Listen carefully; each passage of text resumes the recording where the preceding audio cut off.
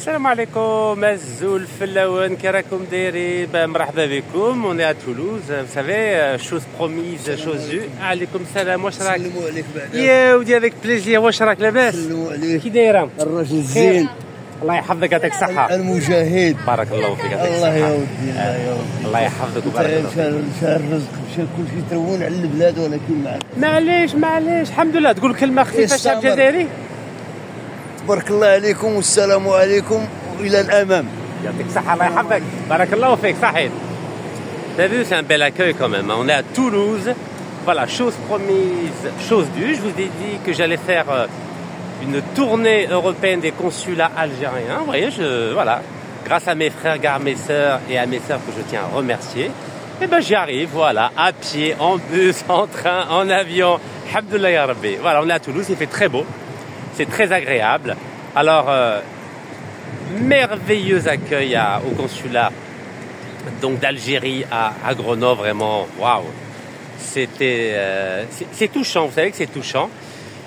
Et voilà, je suis content. Voilà, j'ai déposé la plainte donc au Conseil des droits de l'homme de l'ONU, donc à Genève, une plainte préparée par mon avocat, mon fidèle avocat, maître Abdelkader Chouhra, au sujet des enfumades de 1845. Vous savez que l'armée coloniale française a commis un crime contre l'humanité. Vous savez, c'est les premières chambres à gaz naturelles qui ont été perpétrées par l'armée coloniale française en Algérie. Et en plus, c'était dans ma région. Je ne sais pas si vous imaginez, la région de mon défunt père, donc dans les montagnes de Tahra, et donc à quelques kilomètres de notre Douar, donc à Ain Emren, et aussi dans la wilaya de Mostaganem. J'avais déjà fait 2 vidéos avec le maître Abdelkader Chouhra, c'était au mois de mai dernier.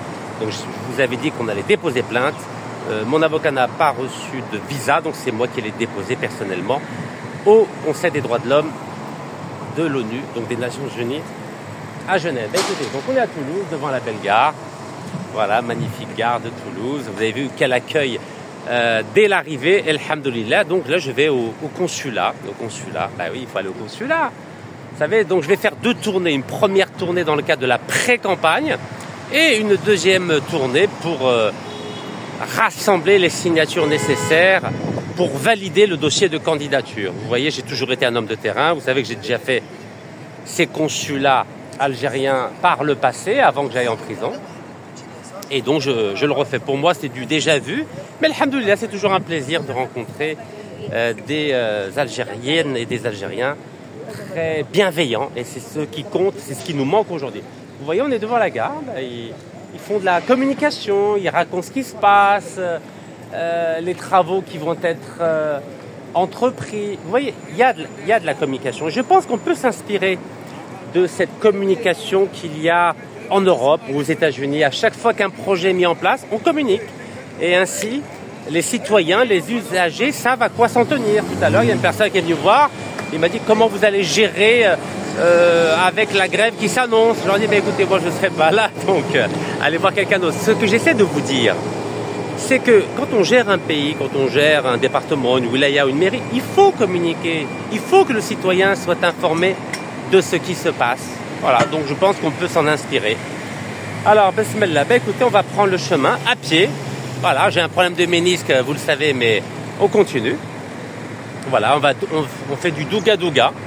Et je vous cache pas que je suis assez content de pouvoir à nouveau me balader librement, de ne plus avoir l'épée de Damoclès des affaires judiciaires aussi bien en Algérie qu'en France. Bon, j'attends toujours mon bracelet électronique, mais voilà, vous voyez, je ne fuis pas comme certains. Je ne fuis pas, vous me connaissez. Voilà, c'est dans ma nature. Mon père, la yarhamou, et ma mère, Berhamha, ils nous ont appris à toujours assumer les conséquences de nos déclarations ou de nos actes. Donc voilà, la justice française me cherche, je suis là. La justice algérienne me cherche, je suis là. Et c'est comme ça qu'on est un homme. Voilà, on a été élevés à être des hommes. Voilà, derguez, lahibalek. Voilà, donc je suis... Est-ce que je me trompe? Je me trompe pas. J'essaie de voir si c'est la bonne direction. Voilà, a priori c'est la bonne. Voilà, on avance. Douga douga, bah oui, il faut avoir 2 téléphones, sinon on est perdu. Kana ou là. Alors, wesh rakoum, j'espère que tout le monde va bien. En tout cas, merci beaucoup pour les nombreux commentaires que je reçois. J'ai vu notamment par rapport à ce que j'ai déclaré à Lyon, que entre 186 et 188 de ces terres de l'ère chrétienne, c'était un berbère. Alors il y en a qui ont peur, ça leur a pas plu. Vous savez, à l'époque des Romains, on disait berbère. Et c'est récent le mot amazir. Donc je vais faire plaisir à mes compatriotes. C'est un amazir d'Afrique du Nord, très précisément dans la Libye actuelle, qui était gouverneur, qui était le wali de la Gaule, donc de la France. Je ne sais pas si vous imaginez. Et ensuite, après avoir été wali de la Gaule c'était la France à l'époque. Vous voyez, il ne faut pas faire d'anachronisme ou de parachronisme. Et ensuite, il est devenu, s'il vous plaît, empereur de l'ensemble de l'Empire romain. Ah, ça va pas faire plaisir à Zemmour, hein, que c'est un Africain du Nord, un Amazir, marié avec une Arabe de Syrie. Alors ceux qui n'ont pas compris, bien sûr qu'il y avait des Arabes en Syrie. Ça vous dit rien, l'Empire nabatéen? Ça vous dit quelque chose, l'Empire nabatéen?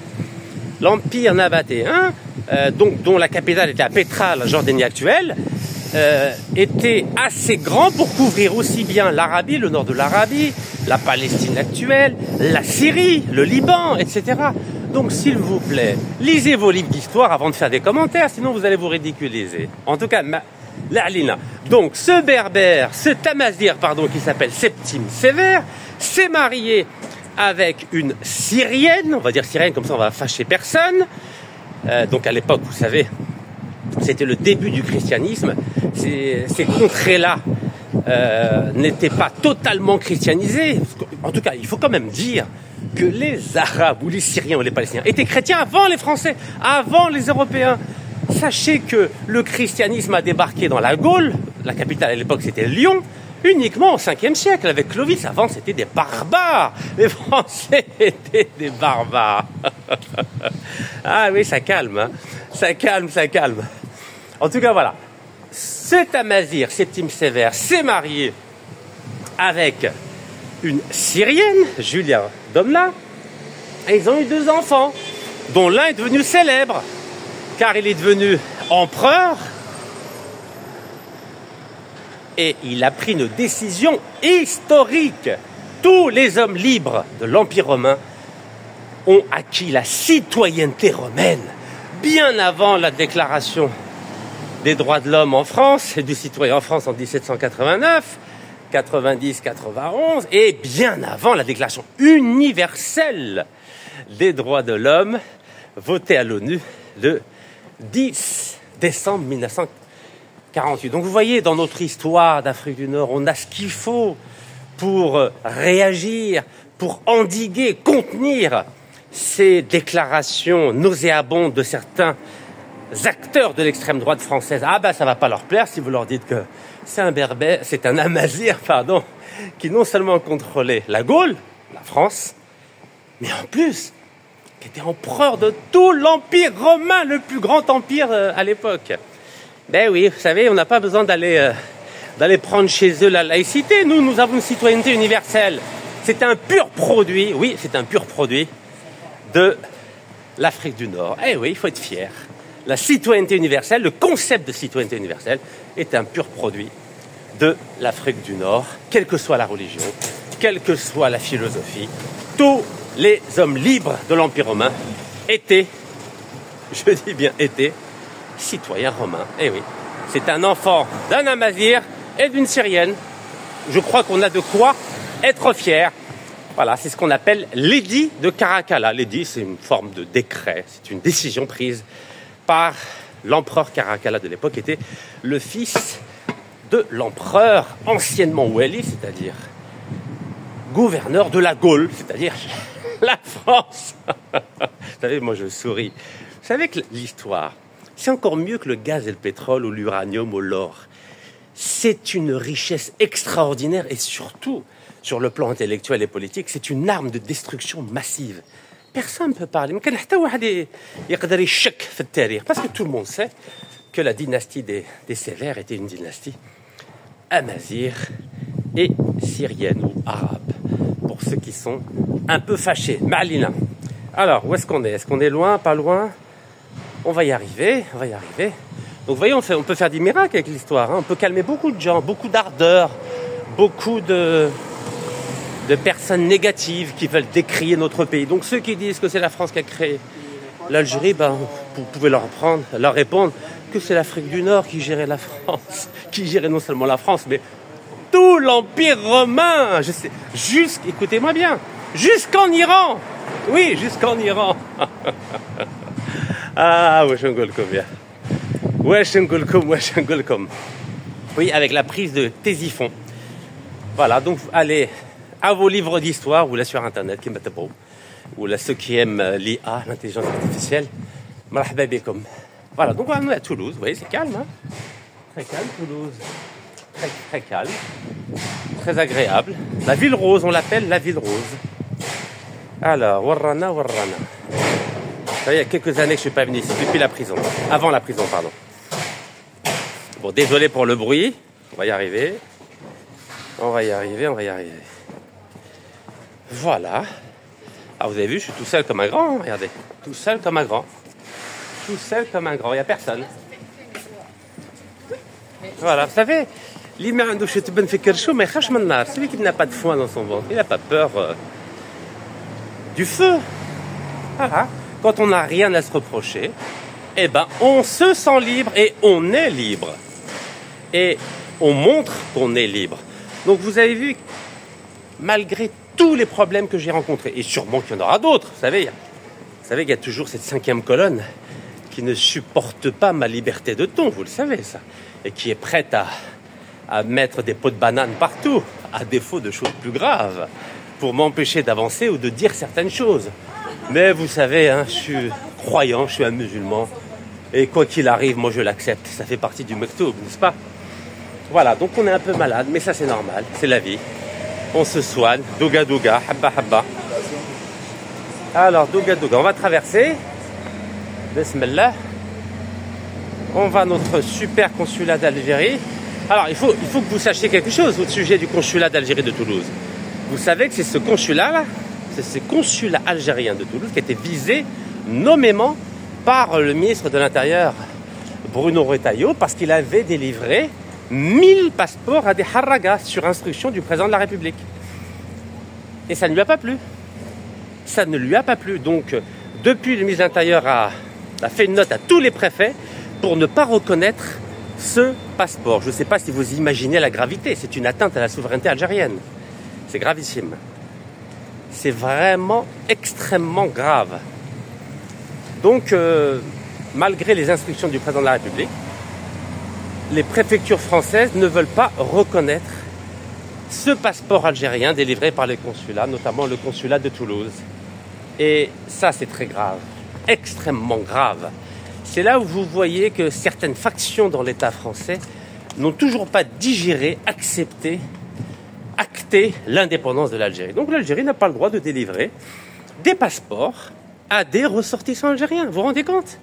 Parce que, disent-ils, avec ce passeport-là, ils peuvent se marier, ils peuvent ouvrir un compte bancaire, ils peuvent entamer des procédures pour régulariser leur situation administrative. Et vous avez bien vu que la philosophie politique du gouvernement actuel, c'est à terme d'expulser tous les musulmans. Et vous savez que la bête noire, ce sont d'abord les Algériens. Alors certains Algériens de la diaspora n'ont pas compris, ils sont encore un peu naïfs, ils pensent qu'il ne va rien leur arriver. J'ai beau leur expliquer qu'entre 1940 et 1945, 76 000 juifs français, depuis 1000 ans, se sont vus retirer la nationalité française. Je ne sais pas si vous imaginez. Non seulement on leur a retiré la nationalité française avec une simple signature du maréchal Pétain qui est devenu le chef de l'État français en juillet 1940, mais en plus ils ont été envoyés dans les camps de concentration avant de finir leur vie malheureusement dans les chambres à gaz et les fours crématoires. Voilà. Donc ne vous faites pas d'illusions, c'est pas parce que vous avez un petit tissu là, un bout de tissu qui s'appelle nationalité française que vous allez être épargné. Replongez dans les livres d'histoire et vous allez voir que ça ne vous aidera absolument à rien. Quand la tendance s'inverse, quand ça va mal, dites-vous que personne ne peut vous protéger. Je dis bien personne. Si ce n'est votre pays d'origine, c'est-à-dire l'Algérie. On a beaucoup de défauts en Algérie, d'ailleurs comme dans le monde entier, même aux États-Unis, il y a beaucoup de problèmes, vous avez bien vu. Personne n'est assuré d'avoir une vie stable.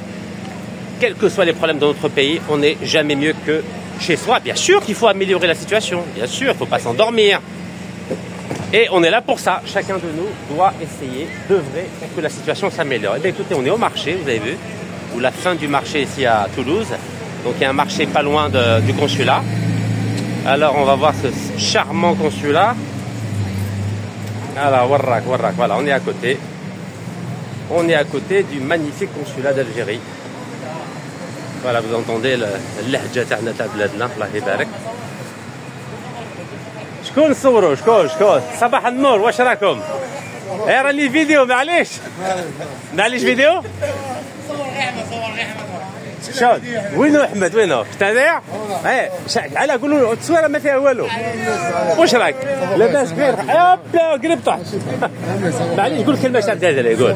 معليش؟ السلام عليكم تاع الجزائر، صافا شويه خوتي لاباس؟ والله الحمد تاع الجزائر. الله يحفظك يعطيك الصحه. زموره يا. واش راك خويا؟ لاباس بخير؟ واش راك؟ هذه صافا الحمد لله.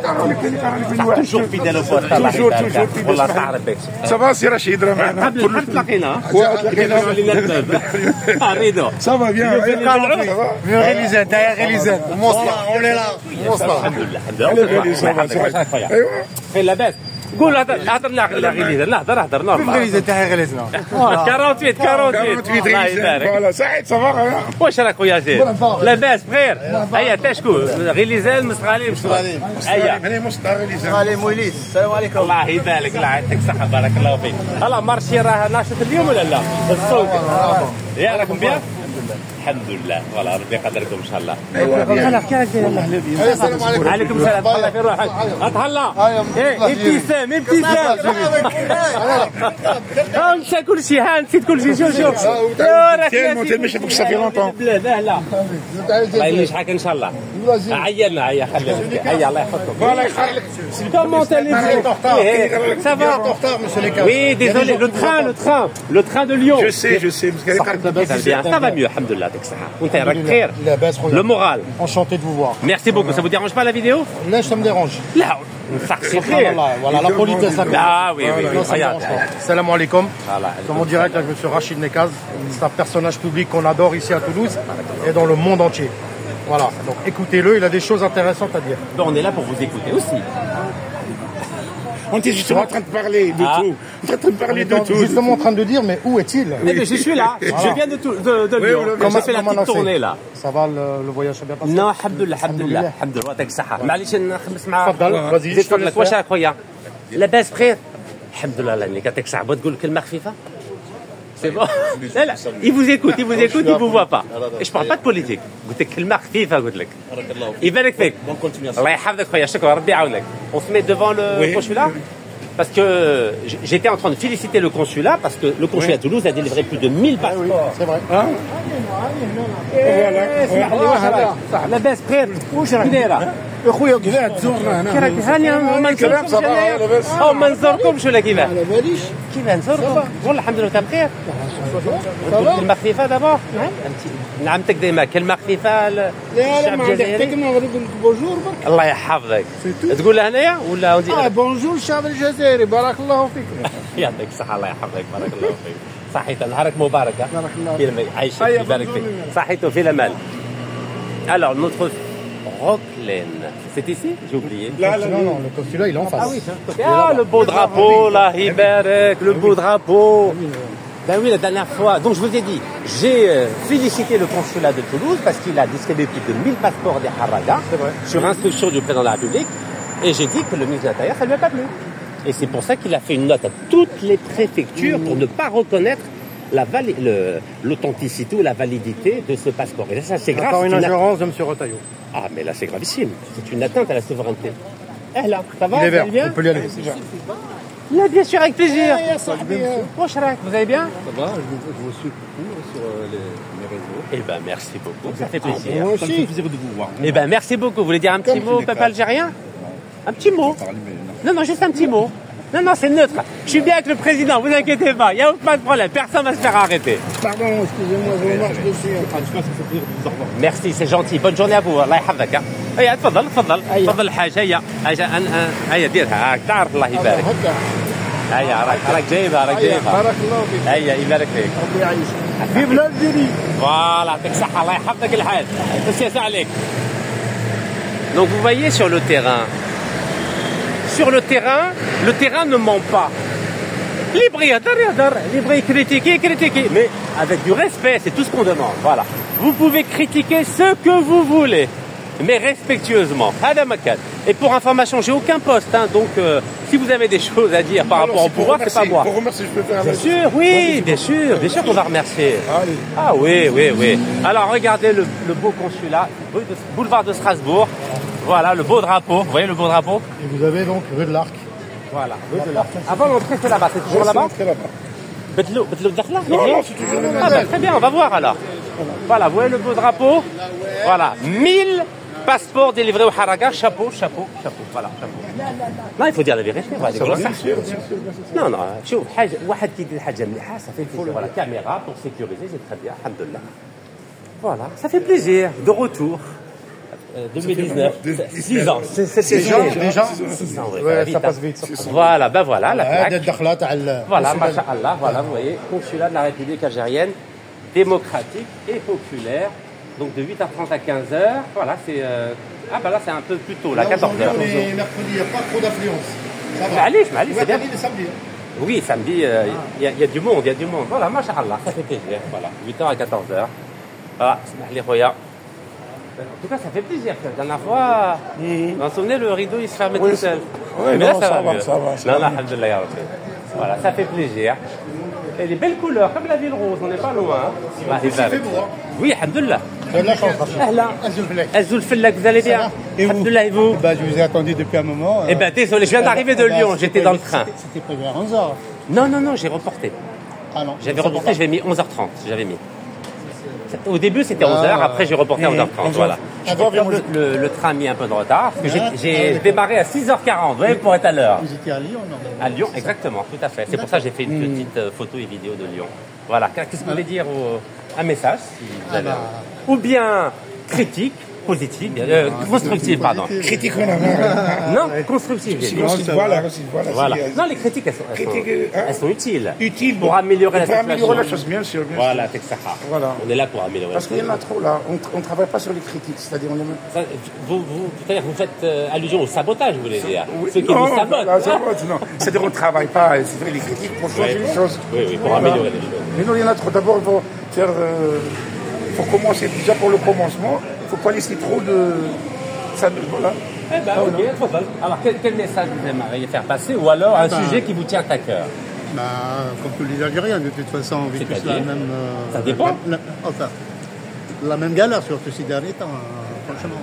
Vous avez l'impression que les Algériens sont visés maintenant ici? Beaucoup même, oui. Beaucoup. Ah oui. Quelle que soit la situation administrative, c'est-à-dire français, carte de résidence, Harag, c'est pareil. Surtout la carte de résidence. Je vous dis pas, ça fait. Surtout la carte de. Ça fait un quart de siècle que je suis ici, mais c'est depuis 98 quand même. Donc vous sentez une détérioration de l'image de l'Algérien ici en France? Absolument. Et à votre avis, c'est dû à quoi? C'est dû à la crise qui est entre Alger et Paris? Un peu de tout, et notamment à la crise entre l'Algérie et la France. Ou alors le comportement des Algériens, surtout, ou le langage des politiques? Le langage des politiques surtout. Politiques bah oui. Franchement, ils n'ont pas pensé à nous. Peut-être qu'ils pensent à nous pour nous expulser, peut-être. C'est peut-être ça la véritable intention. On a fait notre vie ici, ça fait un quart de siècle que je suis ici. Vous savez que les Juifs étaient restés 1000 ans avant de se faire dénaturaliser et massacrer dans les chambres à gaz. 1000 ans ils étaient restés. Exactement. Et c'est la France qui a fait ça, hein. C'est pas l'Arménie, c'est la France qui a dénaturalisé 76 000 Juifs, les a envoyés en train dans les camps de concentration, ensuite chambre à gaz et ensuite four crématoire. Et ils étaient français. Donc 25 ans par rapport à 1000 ans. Eh oui, bien sûr, ça se comprend pas. Non, Wahra. France à Wahra. Bien sûr. La France n'est pas facile, hein. Elle n'est pas facile, hein. On n'est pas simple non plus. Et même ici, au consulat, ça coince un petit peu. Hein. Même Ah bon pour avoir un passeport, franchement, ça fait... Attendez, ils ont donné 1000 passeports au Haraga à l'arrivée avec ici. Bah, je ne savais pas, mais... Et Bruno Retailleau a visé nommément le consulat de Toulouse. Parce que sur vous, c'est une bonne chose. Ce n'est qu'à Ah, ça va. Écoutez, vous qui êtes entre les deux rives. alors, vous parlez quoi? De donner un passeport au Haraga? Justement, est-ce que c'est pas un appel d'air à notre jeunesse qui quitte notre pays? On se demande déjà pourquoi. Notre pays n'est pas en guerre. Non, alhamdoulilah. Notre pays vit dans la paix. Notre pays se développe, quoi qu'on en dise. On ne comprend pas. Vous étiez il y a quelques temps, je crois, sur les bords de la Méditerranée, à Alicante, Oui, tout à fait. pour faire le constat horrible de ce qui se passe Alarmant, là-bas. oui. 517 morts en Voilà, 2024. donc on ne peut pas là, rester vraiment. insensible à ce qui se passe. Absolument. La conséquence directe, c'est le déploiement de toute cette jeunesse ici en Europe, puisqu'il ne s'agit pas que de la